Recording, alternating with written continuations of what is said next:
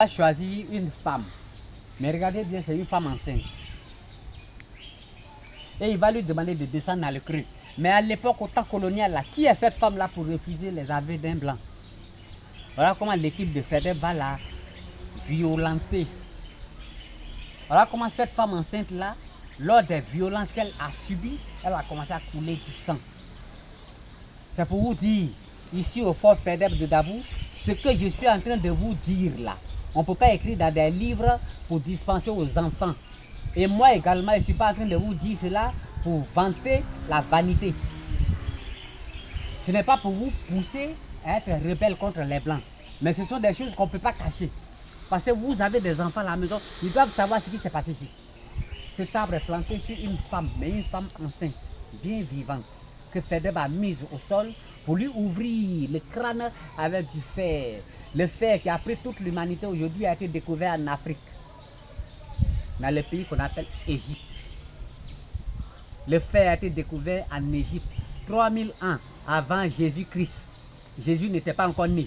On a découvert le fer en Afrique, surtout en Égypte. Cet arbre est planté sur une femme enceinte. Le deuxième fromager également est planté sur une jeune fille de 18 ans. À l'époque 1853, 18 ans, elle est gawa, ne connaît pas à faire de mougouli. Garçon, elle ne connaît pas. Là voilà. Elle également, elle a subi la même opération.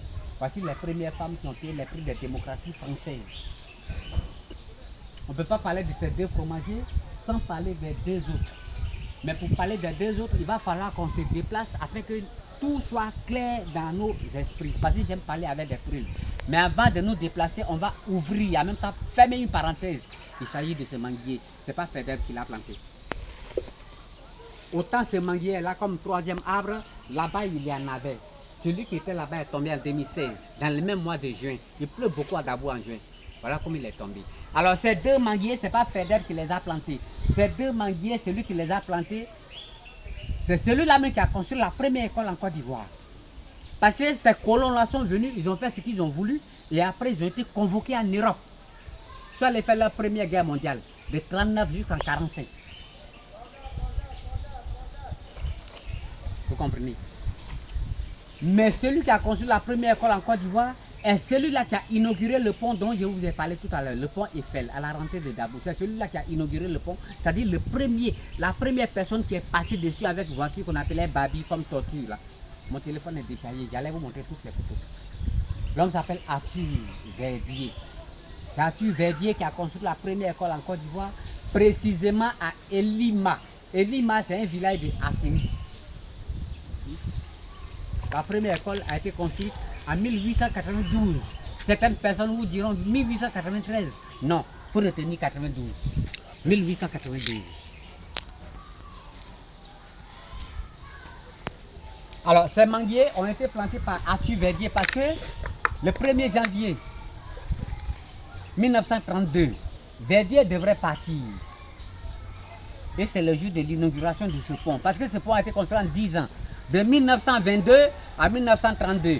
Aujourd'hui, de nos jours, on ne construit pas un pont en 5 ans.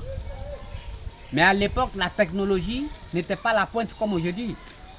Non, ce pont a été construit en 10 ans, c'est-à-dire de 1922 à 1932. Nous sommes encore trop loin des indépendances. Verdier devrait rentrer, il disposait d'un chien. Et un chien bien nourri, bien bâti. Mieux nourri que nous. Verdier dit, lui, il ne va pas aller en France avec son chien. Il va le laisser ici comme sacrifice. Raison pour laquelle il a ordonné à nos parents de faire